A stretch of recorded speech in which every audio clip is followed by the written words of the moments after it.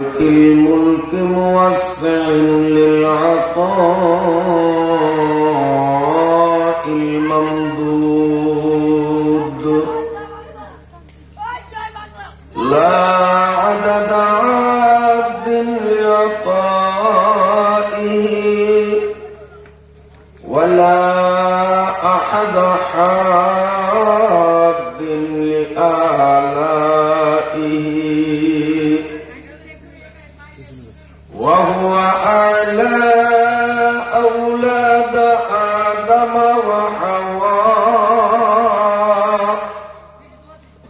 وأوحى إلى رسوله محمد ما أوحى كما أوحى إلى روح الله وإلى موسى لا كما أوحى إلى معطي العسل وإلى أم موسى اللهم صل وسلم دائما على رسولك محمد المكرم الأكرم صعيد السماء وعلى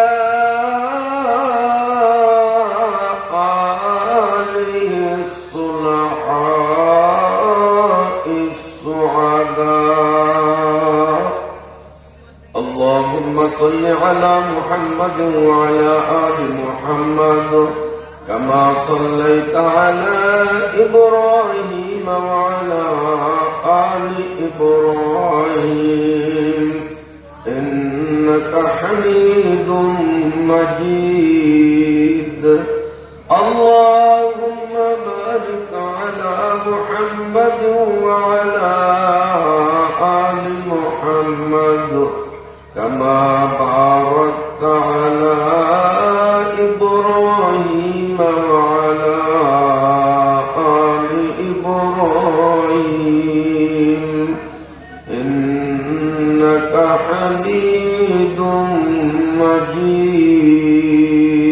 مجيد أما بعد فأعوذ بالله من الشيطان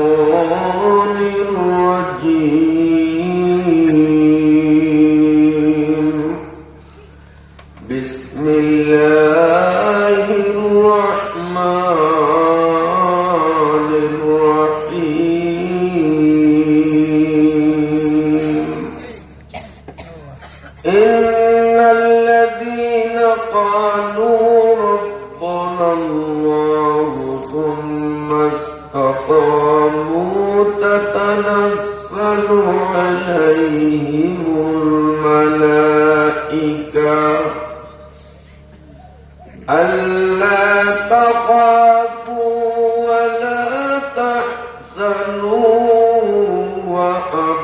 وأبشروا بالجنة التي كنتم توعدون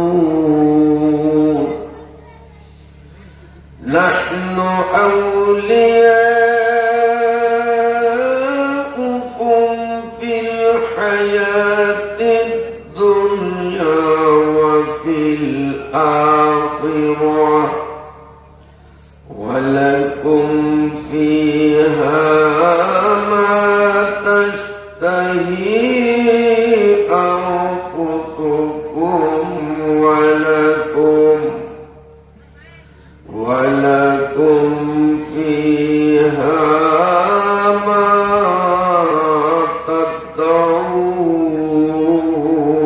تدعون نزلا من غفور رحيم صدق الله مولانا العظيم آمنت بالله পশ্চিম ইলিশা দক্ষিণ চরপতা যুব তফসির কমিটি ও আনিসুল হক মিদিবাড়ি জামে মসজিদের উদ্যোগে একটানা 2 দিন ব্যাপী তৃতীয় বার্ষিক ওয়াজ মাহফিলের আজ প্রথম দিনের শেষ অধিবেশন 1 জানুয়ারি 2026 রোজ বৃহস্পতিবার। আজকের মাহফিলের মান্যবর সভাপতি মহতারাম ওলামা হযরত, সম্মানিত মুরব্বীগণ,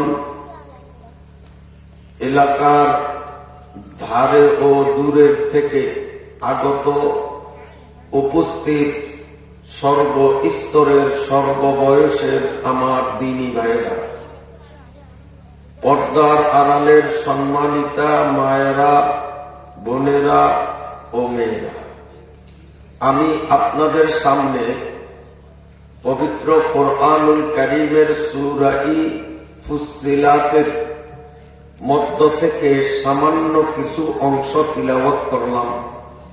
আল্লাহ রাব্বুল আলামিন দয়া আর মায়া করিয়া আমাকে যদি তৌফিক দান করেন, তিলাওয়াতকৃত আয়াতের মর্মে কিছু কথা আপনাদের সামনে পেশ করার চেষ্টা করব ইনশাআল্লাহ। যে আল্লাহ রাব্বুল আলামিন আমাদেরকে আদর করে দুনিয়ার সমস্ত ঝামেলা থেকে আমাদেরকে বিরত রেখে কিছু সময়ের জন্য কোরআন হাদিসের মজলিসে রহমতের ফেরেশতাদের বেষ্টনীতে আসা এবং বসার মতো সুযোগ করে দিলেন, অন্তর থেকে বলি আলহামদুলিল্লাহ।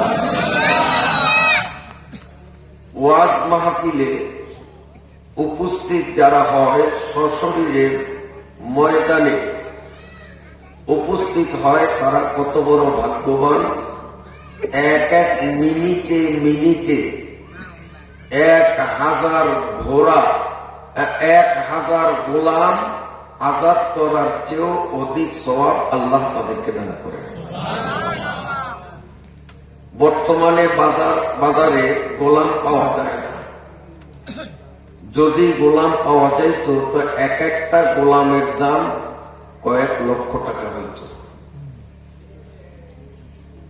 একটা গোলামের দাম যদি 4-5 লক্ষ টাকা হয় তো 1000 গোলামের দাম কত? এই ওয়াজ মাহফিলে আমরা যতক্ষণ বসে থাকব, প্রতি মিনিটে মিনিটে 1000 গোলাম নগদ টাকায় বাজার থেকে কিনিয়া আজাদ আর মুক্ত করলে যে পরিমাণ সওয়াব, প্রতি মিনিটে মিনিটে আল্লাহ তাআলা আমাদেরকে ওই পরিমাণ সওয়াব দিবেন। এবং এই ওয়াজ মাহফিল শেষে আমরা যখন বাড়ি যাওয়ার জন্য উঠার নিয়ত করব, বসার থেকে উঠার আগে আগেই আল্লাহ আমাদেরকে বলবেন, তুমি উঠো। এমন অবস্থায় যে ওয়াজ মাহফিলে সশরীরে উপস্থিত তুমি হয়েছ, এজন্য আমি আল্লাহ খুশি হইয়া তোমার সারা জীবনের সমস্ত গুনাহগুলি মাফ করে দিলাম। ও মাগফুর লাকুম, কোন গুনাহ নাই। নিষ্পাপ অবস্থায় বাড়ি ফিরো। এই ওয়াজ মাহফিলে আসার দ্বারা আল্লাহ পাকের মুহাব্বত অন্তরে পয়দা হয়, জান্নাতের বিশ্বাস, জাহান্নামের ভয়, নেক আমল করার প্রতি উৎসাহ, গুনাহের কাজের প্রতি ঘৃণা সঞ্চার হওয়ার একমাত্র মাধ্যম হল এই ওয়াজ মাহফিল। হাদিসের কিতাবে বর্ণিত আছে, একদিন রাসূলুল্লাহ সাল্লাল্লাহু আলাইহি ওয়াসাল্লাম দিনের বেলা ওয়াজ করতেছিলেন। দিনের বেলা এক ইহুদি, মুসলমান না, ইহুদি, ওই নেতানিয়াহুর বংশের লোক, নেতানিয়াহুর পূর্বপুরুষ, এই বজ্জাত ইহুদি সে ওই রসুলের ওয়াজের ময়দানের পাশে দিয়া যাইতেছে একটা উটের পিঠে চলিয়া। ওরা গুইল খায়, গুইল চিনেন তো আপনারা? গুইসাপ, গুইসাপ করলে অনেকে চিনবেন না, গুইল কইলে সহজে চিনবেন, চিনেন না? ইহুদিরা গুইল খায়। ও আসার পথে এক বাগানে একটা গুইল দেখিয়া এটারে মারছে, মারিয়া একটা ব্যাগের ভিতরে ঢুকাইয়া ব্যাগের মুখ আটকাইছে। এইটা ব্যাগের মধ্যে মরা গুইল। এইটা উটের পিঠে নিয়ে বাড়ির দিকে রওনা দিছে, বাড়ি যে গুইল খাইব। তো যাওয়ার পথেই যখন সে দেখলো যেখানে একটা ওয়াজ মাহফিল চলতেছে, তো উটের পিঠে বসা অবস্থায় নবীজির বরকতি মুখ থেকে ওয়াজের যে কয়টা বাণী ইহুদির কানে গেছে তার কাছে ভালো লেগেছে। এই জন্য ইহুদি চিন্তা করলো লোকটারে চিনি না, তবে তার প্রতিটা কথা খুব মূল্যবান। মানুষের চরিত্র গঠন করা, মানুষকে আসল মানুষে পরিণত করার পরামর্শ তিনি দেন। তার এক একটা কথা অনেক মূল্যবান। এখানে বসে কিছু শোনা দরকার। এই জন্য ওই ইহুদি তার উটের পিঠের থেকে নামিয়া নবীজির ওয়াজের ময়দানের মধ্যে বসে গেছে। এখানে একটা জিনিস বলতে হয়, অমুসলিম ইহুদি ওয়াজের গুরুত্ব দিল। ওয়াজ দেখিয়া সে তার বাড়ির দিকে যাওয়া, গন্তব্যে গমন বন্ধ করিয়া ওয়াজের গুরুত্ব দিয়া অমুসলিম ইহুদি হইয়াও ওয়াজে বসল। অথচ আজকে আমি সুরত মিজিবাড়ির মসজিদ ময়দানে এই বিশাল ওয়াজ মাহফিল হওয়া সত্ত্বেও এই এলাকার এমন কিছু মুসলমান হয়তো এমন আছে যারা এখনো মাহফিলে আসে না। নাই মনে করেন? সব আসছে, আসলে আসতে পারে, কোনো অসুবিধা নাই, ওজন নাই, তারপরও আসলো না। আমি তাদেরকে বলবো, ইহুদি ওয়াজের গুরুত্ব দিলে আমরা মুসলমানরা তার চেয়ে কোটি গুণ গুরুত্ব দেওয়া দরকার আছে কিনা? যারা বাড়িতে, রাস্তায়, দোকানে বসা আছেন, আপনাদের কাছে জোর অনুরোধ থাকবে, শীতের রাত, বেশি লম্বা আলোচনা হবে, বেশি লম্বা সময় ব্যয় করব না, অল্পতেই কথা ছেড়ে দিব। আপনারা ইনশাআল্লাহ ময়দানে চলে আসবেন। আমার কথা বুঝতে কষ্ট হয়? এখন ইহুদি নবীজির ওয়াজের মধ্যে বসছে, বলুন সুবহানাল্লাহ। খুশির কথা না? একটা অমুসলিম আমাদের ওয়াজে বসছে।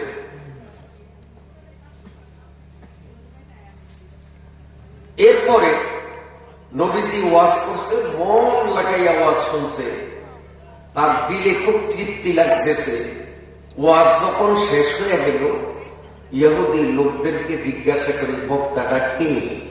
এত সুন্দর ওয়াজ করলো, আমার জীবনে এত দামি কথা কোন বক্তার মুখ থেকে শুনি নাই। এই বক্তার পরিচয় কি? ওনার বাড়ি কোথায়? তখন লোকেরা পরিচয় দিল, ইনি আর কেহ নন, ইনি হলেন আখিরি নবী জনাবে মুহাম্মদুর রাসূলুল্লাহ সাল্লাল্লাহু আলাইহি ওয়াসাল্লাম। যখনই এই পরিচয় পাইল, অমনি পল্টি গেল। কারণ ইহুদিরা ইসলামের জঘন্য দুশমন। এরা আমাদের নবীজির বাবা আব্দুল্লাহকে হত্যা করার জন্য 3 বার ষড়যন্ত্র করছে, 3 বার আক্রমণ করছে। উদ্দেশ্য হল আব্দুল্লাহরে যদি কোনো মতে মারা যায় তাহলে আর আখিরি নবী এই বংশে আসবে না। কারণ নবীর বাবাই তো হবে আব্দুল্লাহ, আব্দুল্লাহরে হত্যা করলেই নবী আসার পথ বন্ধ। নবীর সাথে দুশ্মনী, শত্রুতা নবীর জন্মের আগে নবীর বাবাকে হত্যা করার থেকেই তাদের ষড়যন্ত্র শুরু। পল্টি নিয়ে এখন আমার নবীর বিরুদ্ধে উৎসাহ করা শুরু করলো, আজে বাজে কথা বলা শুরু করলো, কারণ তার মনের বিপরীত হয়ে গেছে। মোহাম্মদকে সে মনে মানতে পারে না, এজন্য হক কথা এখন তার কাছে আর ঢোক লাগে না। আমাদের দেশেও এইরকম ইয়াহুদি মগজমার্কা কিছু মানুষ আছে। আলেম উলামাগণ যদি কোরআন হাদিসের আলোকে হক কথা বলেন, আর সেই কথাটা যদি তার মতের বিপক্ষে যায়, তখনই আলেমদের উপরে রেগে যায়। আছে না? মুহতারাম হাজিরিন, এবার এই ইহুদির বাচ্চা তার ব্যাগের মধ্যে কি যেন মনে আছে তো, গুই বরানা জাতা মরা, এই ব্যাগটা আনিয়া নবীজির সামনে রাখছে। তার উদ্দেশ্য হলো আজকে মোহাম্মদকে চরম ভাবে অপমানিত করবো না। নাউযুবিল্লাহ। ওয়া মাকারু ওয়া মাকারাল্লাহ ওয়াল্লাহু খায়রুল মাকিরিন। বড় যা চালাক আমার আল্লাহ তার চেয়ে ছোট চালাক না বড় চালাক? ফাইজলামি সব জায়গায় চলে যায়। নবীকে অপমান করার জন্য সে ব্যাগটা নবীর সামনে রেখে গেয়ে, মোহাম্মদ আমার ব্যাগের মধ্যে কি আছে বলতে হবে, যদি তুমি বলতে পারো তাহলে আমি মেনে নিব তুমি নবী, আমিও কলেমা পড়ে ইসলাম কবুল করব।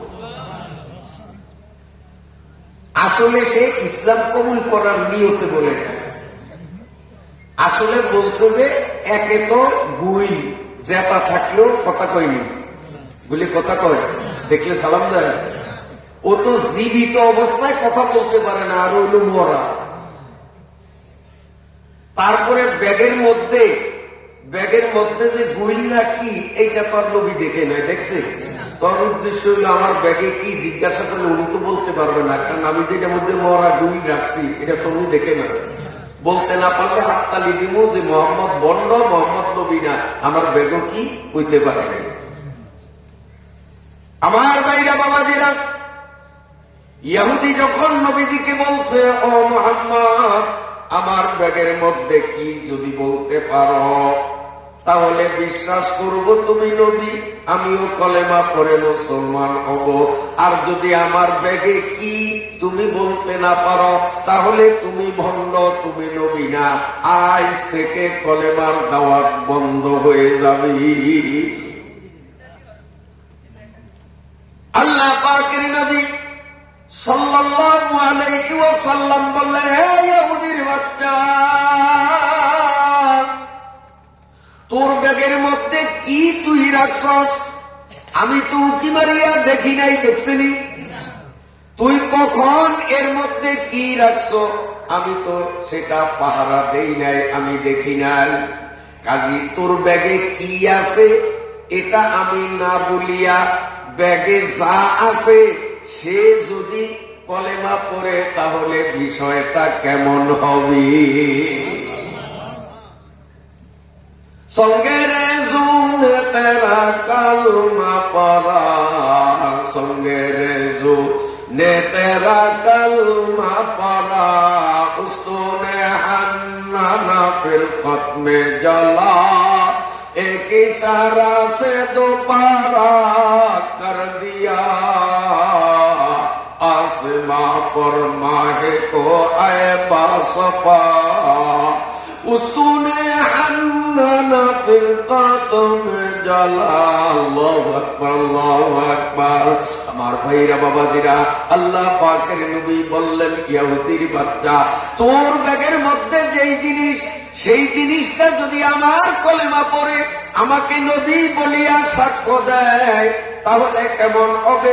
ইহুদির বাচ্চা মনে মনে বলতেছে, আমার ব্যাগে তো একে তো গুই, যে জীবিত অবস্থায় কথা বলতে পারে না, আরো হলো মরা, ও আবার ওনার সাক্ষী কেমনে দিবে, কলেমা কেমনে পড়বে, উনি যে ভণ্ড এবারেই প্রমাণ হয়ে যাবে।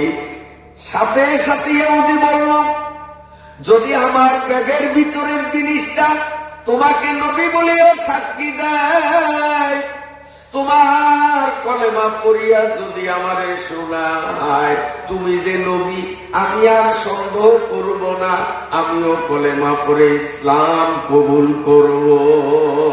একে চশমে জাদান গাফিলা দাশায়ে নবাসী, একে চশমে জাদান গাফিলা দাশায়ে নবাসী, শায়দ কে গায়ে কুনাদ আগায়ে নবাসী। কার কপাল কখন খুলিয়া যায় বলা যায় না, কপাল খুলতে সময় লাগে না। আল্লাহ পাকের নবী ব্যাগের দিকে আঙ্গুল দিয়ে ইশারা করলেন, ইহুদির ব্যাগের মধ্যে কে আছো? আমি তোমার থেকে জানতে চাই তোমারে কে সৃষ্টি করেছে, একটু বলো তো দেখি। আল্লাহ পাকের নবী এই কথাটুকু বলতে না বলতে ইহুদির ব্যাগের ভিতর থেকে মরা গুইল আল্লাহ পাকের পরিচয় দিতে গিয়া এক লম্বা চূড়া বক্তব্য দিল, এবং তার বক্তব্য এত নিখুঁত, নির্ভুল, সাহিত্যিক, পাণ্ডিত্যপূর্ণ, মনে হয় যেন আরবি ভাষার সবচেয়ে বড় পণ্ডিত। লম্বা চূড়া বক্তব্যে আল্লাহর পরিচয় তুলে ধরল। এরপরে আল্লাহর নবী বললেন, তুমি বলো তো আমি কে, আমারে তুমি চিনো কিনা, আমার বিষয়ে তুমি কি মত পোষণ করো বলো তো দেখি। এই কথা বলার সঙ্গে সঙ্গে ওই মরা গুইল আল্লাহ পাকের নবী, তিনি যে আল্লাহর নবী, তিনি যে আল্লাহর রসুল, তিনি যে সত্যবাদী, আল্লাহর নবীর প্রশংসায় এক লম্বা বক্তৃতা দিল। সুবহানাল্লাহ, সুবহানাল্লাহ। কার কুদরত, কার কুদরত! আল্লাহ মরা গুইল দিয়ে কথা বলাইতে পারে কি পারে না? আমার নবীর ইজ্জত আল্লাহ রক্ষা করছে। বন্ধুরা আমার, যখনই এই গুইল আল্লাহ রসুলের পরিচয় তুলে ধরল, আল্লাহ পাকের নবী বললেন, এ গুইল, তুই যখন আল্লাহর পরিচয় দিলি, আমার পরিচয় দিলি, যেই কলেমার মধ্যে আমার প্রতি ঈমান, আল্লাহর প্রতি ঈমান আনার বিষয় আছে, এই কলেমাটা একটু পড়িয়া ইহুদিরে শুনাইয়া দে। সঙ্গে সঙ্গে ওই মরা গুইল করে উঠল, লা ইলাহা ইল্লাল্লাহু মুহাম্মাদুর রাসূলুল্লাহ।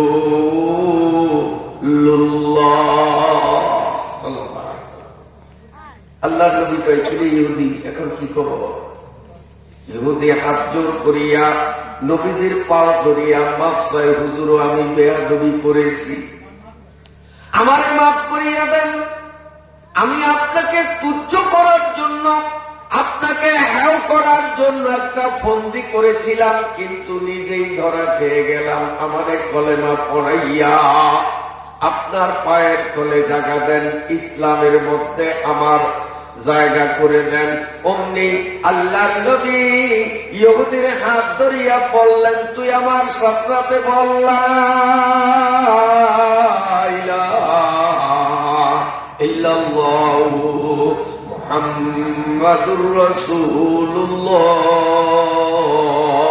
জোরে লা ইলাহা ইল্লাল্লাহু মুহাম্মাদুর রাসূলুল্লাহ। এখন সে ইহুদি না মুসলমান? জোরে কোন, ইহুদি না মুসলমান? এই ইহুদি যদি চিন্তা করত এইখানে মুসলমানদের নবী মুসলমানদের ওয়াজ করে, আমি তো মুসলমান না, আমি ওয়াজে কেন বসবো, ও যদি উৎসালিয়া চলিয়া যাইত, ওর কপালে কলেমা নসিব হইত। হে চরপাতার মুসলমান ভাই ও বন্ধুরা, যদি ওয়াজের মজলিসের বরকতে একটা কাফেরের পরিবর্তন হইয়া কাফের মুমিন হইয়া যায়, এই চরপাতার মুসলমানগুলো যদি ওয়াজ মাহফিলের গুরুত্ব দিয়া আল্লাহর কথা নবীর কথা যেই ওয়াজে বলা হবে এই ওয়াজে যদি আসেন, ইহুদি পরিবর্তন হইলে আমরা মুসলমানরা কেন পরিবর্তন হব না? ওয়াজ তো শুনতে লেকিন हम अमल करते नहीं, गर अमल करते तो हम पर दिन बुरे आते नहीं। সমস্ত মন্দ আমল থেকে তওবা করিয়া আল্লাহর খাঁটি বান্দা হওয়ার জন্য একদিনের ওয়াজ যথেষ্ট, যদি আল্লাহ কবুল করেন, ঠিক কিনা? আল্লাহ রাব্বুল আলামিন মায়া করিয়া দয়া করিয়া আমাদেরকে এই ওয়াজ মাহফিলে কবুল করলেন। এই জন্য আল্লাহর উপরে আপনারা খুশি না বেজার? হ্যাঁ, যারা খুশি তারা অন্তর থেকে আল্লাহকে শুকরিয়া জানাই, আলহামদুলিল্লাহ। দেখলেন ওয়াজ শুনিয়া ইহুদি কেমন পরিবর্তন হইল, এখন আর সেই ইহুদি না, এখন মুসলমান। ইসলামের প্রথম দিকে মদ খাওয়া হালাল ছিল, মদ হারাম ছিল না। এখন বর্তমানে মদ হারাম। মদ যে হারাম, কোরআনের এই আয়াত নাজিল হওয়ার আগে মদ খাওয়ার অনুমতি ছিল। সাহাবায়ে কেরাম মদ খাইত, মদের ব্যবসা করত, মদের আড়তদার অনেক সাহাবীরা শত শত মন মদ ভান্ডারের মধ্যে তার আড়তে ব্যবসা করতেন। কিন্তু যখন কোরআনের আয়াত নাজিল হইয়া গেল মদ খাওয়া হারাম, আল্লাহর নবী যখন কোরআনের ওয়াজ তাদের শুনাইয়া দিলেন মদ খাওয়া হারাম, নবীজির ওয়াজ মজলিস থেকে উঠিয়া সাহাবীরা বাড়িতে গিয়া যার যার ঘরে দোকানে আরবে যেই পরিমাণ মদ ছিল সব মদ ভান্ডার থেকে ঢালিয়া দিল। মদিনার বাজারে মদের জোয়ার রাস্তার উপর বইছে, মদের জোয়ার, পানির জোয়ার, সব মদ ফলে দিচ্ছে। শুধু তাই নয়, যেই মটকির মধ্যে, যেই কলসের মধ্যে, যেই বোতলের মধ্যে মদ ছিল, পাথর দিয়া পিটাইয়া পিটাইয়া সেই ভাণ্ডগুলিও খণ্ড বিখণ্ড করিয়া আল্লাহর নবীকে দেখাইল, নবী গো ওয়াজ শুনছি, আমল করছি, মদ ফালাইয়া দিছি, মদের ভাণ্ডটা ও ভাঙিয়া ফালাইছি। আমার নবী বললেন মদ না হয় হারাম, ফালাইয়া দিলা। ভাণ্ডটা কেন বানল? এই ভাণ্ডটারে পবিত্র পানি দিয়া ধুইয়া মুছিয়া পরিষ্কার করিয়া এর মধ্যে গম রাখতে পারতা, চাউল রাখতে পারতা, রাখা যেত না? কাজে ভাণ্ডটা কেন বানছ? সাহাবারা বলে হুজুর এই ভাণ্ডর মধ্যে মদ রাখিয়া রাখিয়া মদ খাইতাম, আজকে মদ হারাম ওয়াজ শুনিয়া মদগুলি পালাইয়া দিলাম।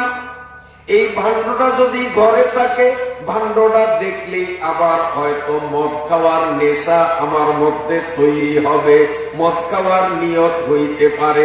এই জন্য ভাণ্ডটাও ভাঙ্গিয়া দিলাম যাতে মদ খাওয়ার কল্পনা মনে আর না আসে। সাহাবায়ে কেরাম ওয়াজ শুনতে এমন, আর আমরা রাতভর ওয়াজ শুনতে রাজি, কিন্তু আমলের পরিবর্তন করব না। তাহলে এই ওয়াজ আমার হিদায়াতের কারণ কি, কেমনে হবে? আমরা ওয়াজের মাধ্যমে কোনটা হালাল কোনটা হারাম এগুলো জানবো। কেন জানবো? যে হালালটা করব, হারামটা ছাড়বো। ঠিক আছে নি? ওয়াজ মাহফিলের উদ্দেশ্য এইটাই তো, হালালটা করব, হারামটা ছাড়বো। এখন হারাম জানা সত্ত্বেও আমাদের দেশে বহু মানুষ অহরহ হারাম খায়। আপনাকে সর্বতা নাই মনে হয়। যেমন উদাহরণ দিলে বুঝবেন, ওয়ারিসের সম্পত্তি তারে বুঝাইয়া না দিয়া সবটাই আমি ভোগ করতেছি, এটা হালাল হবে না হারাম হবে? আপনাদের দেশে তো ওয়ারিস ঠগানিয়া পার্টি নাই, আল্লাহ হবে। হ্যাঁ আছে। ওয়ারিস ঠগায় কয় নিয়মে দেখেন। একরকম নিয়ম হইল, বাবা মরছে 10 বছর আগে, এই 10 বছর গত হইয়া গেল, জমি সব বাবার পোলা, আমি খাইতেছি, আমার যে বোন আছে ওদেরকে এই জমিনে ভাগ নাই, কিন্তু বোনদেরকে আমরা দেই না। বাবা মরছে 20 বছর গত হইয়া যায়, এখনো বোনদের সম্পত্তি বুঝাইয়া দেই না, সব আমি ভাইয়ে খাই। ওয়ারিশ ঠকানো হলো কিনা? আবার ওয়ারিশের সম্পত্তি বুঝাইয়া দিতে গিয়েও হারামের আশ্রয় নাই। কিভাবে? আমার বাবার জায়গা বাড়ির মধ্যে, বাগানের মধ্যেও আছে, একেবারে বিলের মধ্যে ডগের জমিন। আপনারা ডগের জমিন বলেন না, যেন শীতকালেও পানি পায়, এই ডগের জমিনের মধ্যেও বাবার জমিন রেখে গেছে। আবার বাড়িতে বাগানেও রাখছে, পরামগঞ্জ বাজারেও আবার 3 ঘন্টা, একবারে বাজারে মেইন বাজারের মধ্যে 3 ঘন্টা। এখন করে কি?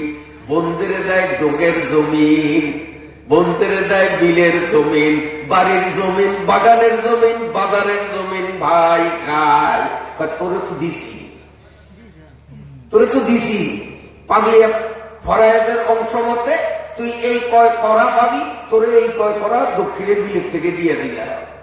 ও বন্ধু, দক্ষিণের বিলের করার দাম কত? তুমি যে বাগান আর বাড়ি ভোগ করতেছ এইটার করা কত? দক্ষিণের বিলের জমিনের মূল্য কত? আর পরাণগঞ্জ বাজারের একটা ভিটির মূল্য কত? তুমিও যেমন তোমার বাবার যত জায়গায় যতগুলো জমি আছে, প্রতিটা জমির রন্ধ্রে রন্ধ্রে তোমার যেমন ওয়ারিশি সত্য, ঠিক একইভাবে তোমার বোন প্রতিটা জায়গায় তার ওয়ারিশি সত্য আছে না নাই?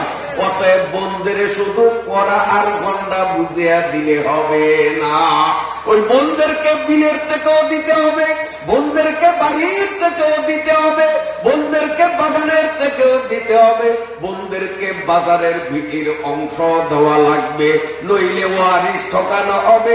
আল্লাহর রাসূল বলেন, মান কাতা মিরাসা আখিহি কাতা আল্লাহু মিরাসাহু মিনাল জান্নাহ। যারা ওয়ারিশদেরকে ঠকাইবে, এই মানুষগুলোকে আল্লাহ জান্নাত থেকে ঠকাইবে, জান্নাত দিবে না। হজ করছে, দান খয়রাত করছে, নামাজ পড়ছে, রোজা রাখছে, পর্দা পর্জিতা মানছে, এই জন্য সে জান্নাতের টিকিট পাইছে।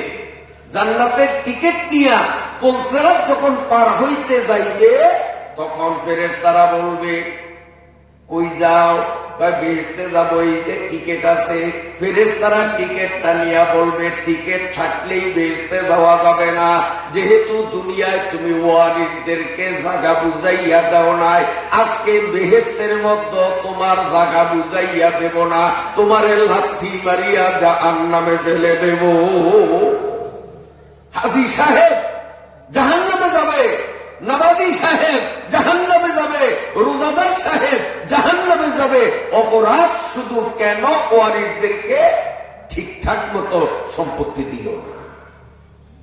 আবার কিছু মানুষ আছে গ্রামে, যারা একটু কাগজপত্র বুঝে, অফিস আদালত চিনে। আর গ্রামের কিছু মানুষ আছে সরল প্রকৃতির, কাগজপত্র বোঝে না, CSRS এগুলা কিচ্ছু বোঝে না, দলিল খতিয়ান পর্চা কিচ্ছু বোঝে না। আছে না এমন কিছু? বন্ধুরা আমার, ওই চালাক মেয়ারা দুর্বল পার্টির জমিন বিভিন্ন জায়গার থেকে নিজের নামে পর্চা করিয়া আনে। আপনাকে দেশে হয়তো নাই। গর্ষি কামরা পাকে দারি আরাম, গর্ষে কামরা পাকে দারি আরাম, মর্দে ইমানদার বাসি ওয়াসসালাম। আমার কথায় আপনারা জানুন, কারণ কথাগুলো একটু করা হয়ে গেছে, অনেকের গায়ে লাগতে পারে, অনেকের গায়ে লাগতে পারে, লাগলে করার কিছু নাই, আমি ভালোর জন্যই বলতেছি, ঠিক আছে? আল্লাহ শোনেন মজার কথা। অনেকদিন আগে ভোলা নতুন বাজার, আমি গাড়ির থেকে যখন নামলাম, এক ভদ্রলোক প্যান্ট শার্ট পরা, দাড়ি টাড়ি নাই, আবার আসছি জোরে ধরি আমার কপালে একটা সুযোগ দিয়ে করে হুজুর একটু মিষ্টির দোকানে ছিল। আমি বলি আমি আপনারে চিনি না, শুনি না, আপনি আমার মিষ্টির দোকানে টানেন, গুলে কারে ধরছেন, আপনি আমারে চিনেন? আমি তো আপনার চিনি না। হুজুর আপনি নবীর হিসাব না? আমি বললাম যে হ্যাঁ। হুজুর আপনারে চিনিয়েই ধরছি, না চিনিয়ে না, একটু মিষ্টি খেয়েছি। আমি বললেন আমার সময় নেই, ওই কথা মানি না। আমি বললাম যে আমি তো আপনাদের চিনি না, আপনার সাথে আমার কোনো সম্পর্ক নাই। তখন উনি পরিচয় দিল যে হুজুর আমার বাড়ি বেলুনিয়া। আমি নামটা বলিয়া গেছি, লোকটা নামটা বললে হয়তো আপনারা অনেকে চিনতেন, সে পরিচিত মানুষ, বাড়ি বেলুনিয়া। সে বলছে যে হুজুর আমি ওই এলাকার মোড় একটু নেতা কিসিমের লোক, বহু দুর্বল পার্টির জমিন জোর করিয়া আমি খাইতেছি। ওই এলাকায় আমার থেকে জমিন উদ্ধার করবে এমন বাপের পুত বেলুনিয়া নাই যে আমার সাথে নারাই ধরবে। আমি অনেকের জমিন আজ অনেক বছর পর্যন্ত খাই, এইভাবে কাগজপত্রে ভেজাল লাগাইয়া আর আমার রাজনৈতিক প্রভাব খাটাইয়া আমি এইভাবে দখল করছি।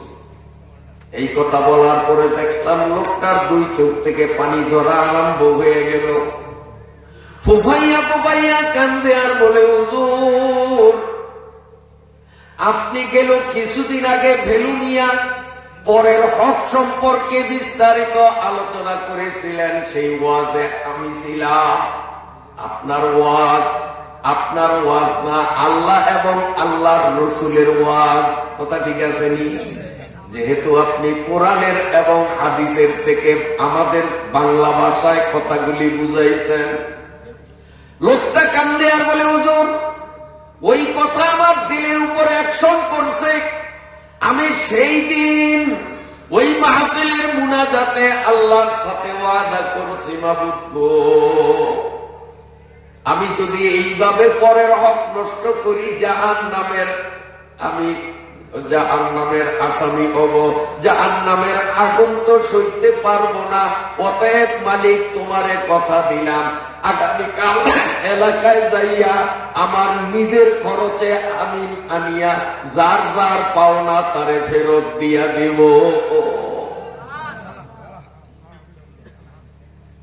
শেষ পর্যন্ত হুজুর এখন আমার কাছে আর 1% জমিও কারো অবৈধ আমার কাছে নাই। যার যা ছিল এক ওয়াজের তাসির আমি সব ফেরত দিয়ে দিছি, কয়েক কোটি টাকার সম্পদ আমি ফেরত দিয়েছি। এখন এর সাহানা খেয়ে মারা যায় আপনারা কম। বুরহানুদ্দিন শিকদার হাট, এই আপনার এর কাছে ওই যে গ্যাসুরা গ্যাস মিল, এই গ্যাস মিলের পরে শিকদার হাট দাখিল মাদ্রাসার মাঠে শেষ 2 দিনে আমাদের তারা রাখছে। লাস্ট 4 দিন হয় তাদের মাহফিল, শেষের 2 দিন আমার প্রোগ্রাম। তো প্রথম দিন আমি বয়ান করছিলাম সুদের বিরুদ্ধে, যে সুদ খাওয়া হালাল না হারাম? হারাম। সুদ খাইলে কি পাপ, এগুলোর উপরে আমি লম্বা চূড়া আলোচনা করছিলাম প্রথম দিন। আমার প্রথম দিন, ওদের হল তৃতীয় দিন, আমার দ্বিতীয় দিন, ওদের শেষ দিন, চতুর্থ দিন। আমি যখন বিকালে আবার গেলাম, রাত্রে তো বলা চলে আসছি, বিকালে গেলাম। যাওয়ার পরে ওই তাফসীর কমিটির যুবকরা আমার সাথে কোলাকুলি করিয়া একটা হুজুর কালকে আপনি যখন বয়ান করছেন তো আপনার ডাইন পাশে স্টেজের নিচে হুগলার উপরে এক মুরব্বী আছে, বুঝে খেয়াল করছেন? আমি বললাম যে বাবা অতটা তো খেয়াল করিনি, আমি তো পুরা মজমা আমার নজরে ছিল, আমি তো ব্যক্তিগত ভাবে কাউকে টার্গেট করি আমি চাই না। তখন আমার দেখেন হুজুর একটু বাইরে আসে, আমি মসজিদের বাইরে গেলাম, তখন আমার দেখেন ওই যে মুরব্বী কাল দেখেন, তো ওনারা দেখছেন নি? হ্যাঁ, এই চেহারার মানুষটা তো দেখছিলাম, সামনেই হয়েছে। যুবকরা হুজুর আমাদের এলাকার মধ্যে সবচেয়ে বড় সুদখোর, উনি বড় ধনী মানুষ, গোটা জীবনে উনি লক্ষ লক্ষ টাকা সুদ খাইছে। আপনি গত রাত্রে ওয়াজ করেছিলেন সুদ খাইয়া আল্লাহর কাছে মাপ চাইলেও মাপ হবে না, কাবা ঘরে যাইয়া কাবার গেলাপ ধরিয়া মাপ চাইলেও মাপ হবে না। যার থেকে যত টাকা সুদ খাইছে তত টাকা তারে আগে ফেরত দিতে হবে, তারপরে আল্লাহর কাছে মাপ চাইতে হবে।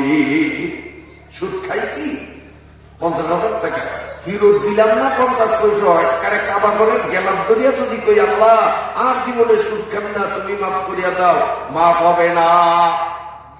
আগে হিসাব করিয়া করিয়া কার থেকে কত সুদ খাইছে এটা ফেরত দেওয়া লাগবে, তারপরে আল্লাহর কাছে মাপ চাইতে হবে। আমারে বলছো এই বিষয়ে আপনি গতকাল বয়ান করছেন, এই বুড়া মুরব্বীর সামনেই বসা ছিল, এই বুড়া মুরব্বীরে ওয়াজে ধরছে, কালকে ওয়াজের ময়দানে চোখের পানি ছাড়িয়া কাঁদছে। আজকে সকালবেলা থেকে এই আসর পর্যন্ত পুরা দিনের মধ্যে গ্রাম ঘুরিয়া ঘুরিয়া প্রত্যেকের বাড়িতে যাইয়া পুরান খাতাপত্র লইয়া সবাইরে টাকা ফেরত দিল। 2 লক্ষ টাকা আজ মানুষের মাঝে বিলি করছে। 2 লাখ। অনেকের কাছে গিয়ে চাই দাও, এই তুই 20,000 টাকা পাবি। মেয়া কিসের টাকা? এই তোর থেকে আমি সুদ খাইছিলাম, হুজুরে কাল কইছে আগে ফেরত দিতে হইব, পরে মাপ চাইতে হইব। আমার তো নইলে জাহান্নাম ছাড়া ঠিকানা নাই। এই নে তোর 20,000 তুই নে। কই আমি আমার থেকে আপনি সুদ খেয়েছেন কবে? আমি কবে লেনদেন করছি? আমার তো মনে নেই। তোরও মনে নাই, আমারও মনে নাই। আমি এই যে খাতা লাড়া দিয়া দেখি যে 15 বছর আগে এই যে তোর থেকে তুই আমার থেকে টাকা নিত, আমি শতকরা এত টাকা নিছি, তাতে তোর থেকে 20,000 টাকা আমি সুদ খাইছি, এই তোর টাকা তুই নে। তোরও মনে নেই, আমারও মনে নেই খাতা টাকা। এইটার একটা ওয়াজ শোনা, শুধু কান দিয়া শুনলাম আর চলিয়া গেলাম, কাজে পরিণত করলাম না। ওই ওয়াজ কিয়ামত পর্যন্ত শুনলেও কাজ হবে না। ঠিক আছে? আমার ভাইরা বাবাজিরা ভালো করিয়া শুনেন, পরের হক যেভাবে নষ্ট করি, চাই ওয়ারিশ ঠকাইয়া হোক, চাই জোর করিয়া কারো মাল ছিনতাই করিয়া হোক, অথবা চুরিদারি করিয়া হোক। আপনার কাছে তো চোর নাই মুসলমান। শীতের দিনে আশ করা এদিকে জানি আসল শীতকালে আশ চোরের উপদ্রব অনেক এলাকায় হয়। এই যুবকরা কান খুলিয়া শুন, আরেকজনের খুব ভাঙ্গিয়া হাত চুরি করিয়া মজা মারিয়া খাইলা। তুমি তো হাঁস খাও নয়, তুমি খাইলা জাহান্নামের আগুন। কারণ পরের হক খাওয়া মানে জাহান্নামের আগুন খাওয়া। পরের হক চুরি করিয়া হোক, ওয়ারিশ ঠকাইয়া হোক, জোর করিয়া চিন্তাই করিয়া হোক, কাগজপত্রে ভেজাল করিয়া আরেকজনের জমিন নিজের নামে পাট্টা করিয়া হোক, যেইভাবে হোক পরের হক যদি কেউ খায়, তার ফরজ ওয়াজিব সুন্নত নফল কোন ইবাদত আল্লাহর দরবারে কবুল হয় না। আল্লাহ পাকের নবী বলেন, 10টা টাকা দিয়া কেউ একটা কাপড় কিনলো, এই 10 টাকার মধ্যে 9 টাকাই হলো হালাল, কেবলমাত্র 1 টাকা হারাম। হালাল 9 টাকা আর হারাম 1 টাকা, সর্বমোট 10 টাকা দিয়ে একটা কাপড় কিনলো। এই কাপড় পরিয়া যত নামাজ পড়বে, কোন নামাজ আল্লাহর দরবারে কবুল হবে না। ওই কাপড় পরিয়া যত রোজা রাখবে, ওই রোজা আল্লাহর দরবারে কবুল হবে না। ওই কাপড় পরিয়া যত লক্ষ টাকা দান খয়রাত করুক, আল্লাহর দরবারে কবুল হবে না। মউতকালে তার কলেমা নসিব হবে না। কাফের হইয়া, বেঈমান হইয়া, মুনাফিক হইয়া মরণ লাগবো। ইমানদার মার্কা মরণ যদি মরতে চাই, পরের হক খাওয়ার সব পথ বন্ধ করা চাই। ঠিক আছে নি? ঠিক আছে নি? আচ্ছা, আমি আপনাদের জিজ্ঞাসা করি, আপনাদের এলাকায় কুত্তা আসেনি? হ্যাঁ, আমার কথা কেউ বেজার হবেন না, কুত্তা আছে? আছে। এখন কুত্তা একটা দরিয়া জবাই করিয়া জৈনপুরের পিসা হুজুরের বাউরসি বানাইয়া যদি এটারে কি করি, বুনা করি, পিসা হুজুরে বুনা করে খাইবেন? হ্যাঁ, বিদেশি মশলা দিয়া কি গ্রাম নাক ভরিয়া যায় গোস্ত দিয়ে, আর কয় না যতই সুস্বাদু করিয়া বুড়া করা হোক খাইবে না কেন, এটা হারাম, ঠিক না? এটা কি হারাম, খাবো না। পায়খানা নিজে হাঁটছেন, ওই গুয়ের মধ্যে যদি সেন্ট মারিয়া গুয়ের গন্ধরে দূর করিয়া দেন আর নাকে গন্ধ লাগে না, এখন গ্রাম গ্রাম ওর সাথে চিনি মশলা অনেক কিছু মিশান, এই গু খাবে, নিজের গু নিজে খাবে কেন? কয় না হালাল না হারাম? আর সোজা বাংলা কোন হালাল না হারাম? হারাম, এই জন্য গু খাবো না, হারাম এই জন্য কুত্তা খাবো না। ওরে সুদ ও হারাম এটা আমরা কেমনে খাই? সুদ খাওয়া মানে নিজের গু নিজে খাওয়া, সুদ খাওয়া মানে কুত্তা খাওয়া, ওয়ারিশ ঠকাইয়া সম্পত্তি খাওয়া মানে নিজের গু নিজে খাওয়া, কুত্তা খাওয়া, কুত্তা খাওয়ার গু খাওয়া আর পরের হক খাওয়ার মধ্যে কোনো বেশ কম না। রাগ করছেন নি? রাগ করছেন নি? আল্লাহ তাআলা আমাদেরকে বুঝ দান করেন। ছোট্ট একটা ঘটনা শুনাই আপনাদেরকে। বলক একটা দেশের নাম, বলেন কি নাম? বলক দেশের নাম। যেমন আমাদের এই দেশের নাম বাংলাদেশ, পশ্চিমা বিশ্বে একটা দেশের নাম কি নাম বললাম? বলক। এই বলক দেশের রাজা যিনি, তার নাম ছিল ইব্রাহিম। নাম কি? অনেক আগের ঘটনা। ইব্রাহিম ইবনে আদহাম, মানে বাপের নাম আদহাম, পুতের নাম ইব্রাহিম। ইব্রাহিম ছিল বলকের রাজা। এই বলকের রাজা দীর্ঘদিন পর্যন্ত বলক রাজ্য পরিচালনা করার পরে বিরাট এক ঘটনা আছে, আমি সেদিক যাব না। ওই ঘটনার কারণে তিনি রাজাগিরি ছাড়িয়া, রাজনীতি ছাড়িয়া, আপনার এই রাজ সিংহাসন ছাড়িয়া এবার দরবেশ হইয়া বনে জঙ্গলে পাহাড়ে তারপরে সমুদ্র তীরে খালি ঘুরতেছে আর মাওলার পাকের জিকির করতেছে। দুনিয়াদারি একেবারে ছাড়িয়ে দিয়েছে, দরবেশ হয়ে গেছে। এই ইব্রাহিম ইবনে আদহাম সেই যুগের সবচেয়ে বড় দরবেশ, সবচেয়ে বড় ওলি। ইব্রাহিম ইবনে আদহাম অনেক কষ্ট করিয়া সফর করতে করতে বলক থেকে জেরুজালেম, ওই হামাসের দেশ বাইতুল মুকাদ্দাসে গেছে। বাইতুল মুকাদ্দাস মসজিদ সুলাইমান নবী বানাইছে। ওই মসজিদের মধ্যে সেই আমলে এশার নামাজের পরে সব মানুষ বাহির করিয়া মুয়াজ্জিন দরজায় তালা লাগাইয়া দিত। তার কারণ এশার পর থেকে ফজরের আগ পর্যন্ত এই টাইমের মধ্যে বাইতুল মুকাদ্দাসে কোনো মানুষ থাকার অনুমতি ছিল না। ওই টাইমে ফেরেশতারা বাইতুল মুকাদ্দাসে ইবাদত করত। ইব্রাহিম ইবনে আদহাম মনে মনে চিন্তা করলেন, বাইতুল মুকাদ্দাসের মধ্যে রাত্রে ফেরেশতারা ইবাদত কেমনে করে আমি একটু টেস্ট করব। আমি দেখা দেখা ওই নিয়মে আমিও ইবাদত করব। এই জন্য ইব্রাহিম ইবনে আদহাম বাইতুল মুকাদ্দাস মসজিদের মধ্যে যে হোগলা বিছনা মোড়ানো ছিল, গরমকালে সবগুলো এতদিনে খোলা এরকম গোলানো ছিল, ওই হোগলার পেছের মধ্যে গিয়া ইব্রাহিম ইবনে আদহাম পলাইছে। ওই ফেরেশতারা যাতে আমারে না দেখে, আমি বলে বলে উকি মারিয়া সামু ফেরেশতারা ইবাদত কেমনে করে এটা বলেছে। এদিকে ফেরেশতারা মসজিদে আসছে, পুরা মসজিদ ঘুরিয়ে গেছে। এখন ফেরেশতা একটু আরেকটারে কয়, রে আজ যত মসজিদে মানুষ আছে, মানুষের বন্ধু বাবা আরেকজনে ওইটার কলজা কাপড় ধরা তো খেয়ে গেছি, চাইছিলাম যে বলে বলে একটু সামু আমি ওই নিয়ম ইবাদত করবো, ধরা তো খেয়ে গেছে কলজার দিছে কাপড়। তা আরেকজনে কয় মানুষের যে গন্ধ এ মানুষ এটা কোনটা আমি কিন্তু চিনি। তো কয়েকটা কে? এইটা হইল যে এক সময় বলকের রাজা আছে, পরে উনি হইছে বিশ্বের সবচেয়ে বড় দরবেশ, বড় বুজুর্গ, বড় অলি।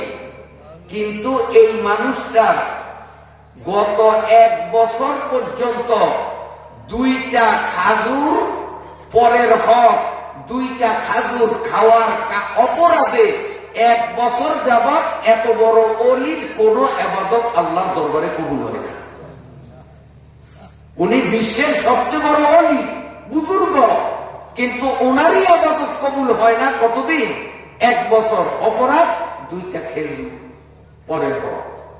পরের হক মারিয়া মালিকের অনুমতি ছাড়া কেবলমাত্র 2টা খেজুর, 2 গন্ডা জমিন না, 2 করা না, 2 শতাংশ না, শুধুমাত্র 2টা খেজুর।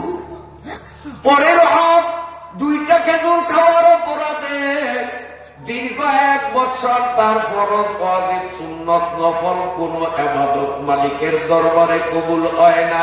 ইব্রাহিম ইবনে আদমের চোখ থেকে পানি পড়া আরম্ভ হইয়া গেল।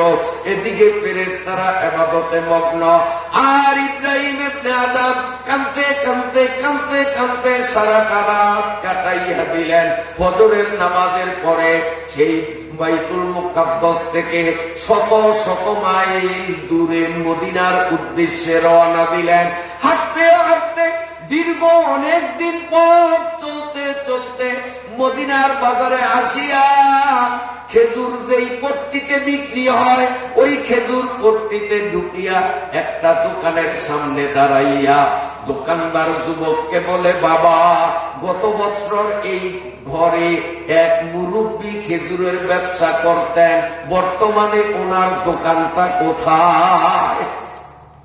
তখন ওই যুবক বলছে, মুরব্বী, গত বছর যেই মুরব্বী এই দোকান করছিলেন উনি আমার বাবা, উনি মারা গেছেন, এখন এই ব্যবসা আমি করি।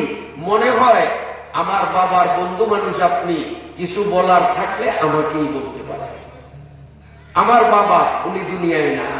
ইব্রাহিম ইবনে আদম যখনই শুনলেন দুনিয়ায় মারা গেছে, 2 চোখের পানি ছাড়িয়া ওই যুবকের পাও জড়াইয়া চিৎকার মারিয়া বলে, বাবা, গত বছর তোর আব্বার থেকে আমি 1 কেজি খাজুর কিনছি। তোর আব্বা পোটলার মধ্যে খেজুরগুলো যখন এভাবে মোছা বান্ধিয়া আমারে দিছে, আমি মাটিতে 2টা খাজুর বালুর মধ্যে পতিত দেখলাম। আমি ভাবছিলাম আমার পোটলার থেকেই হয়তো খাজুর 2টা পড়ছে। আমার খাজুর মনে করিয়া আমি মাটির থেকে তুলিয়া পরিষ্কার করিয়া খাজুর 2টা খাইয়া পালাইছি, কিন্তু জানতে পারলাম ওই খাজুর 2টা আমার ছিল না, ওই খাজুর 2টা তোমার বাবার বস্তার থেকে পড়ছে। তোমার বাবার 2টা খাজুর খাওয়ার অপরাধে 1 বছর পর্যন্ত আমি ইব্রাহিম ইবনে আদমের কোন ইবাদত কবুল হয় না।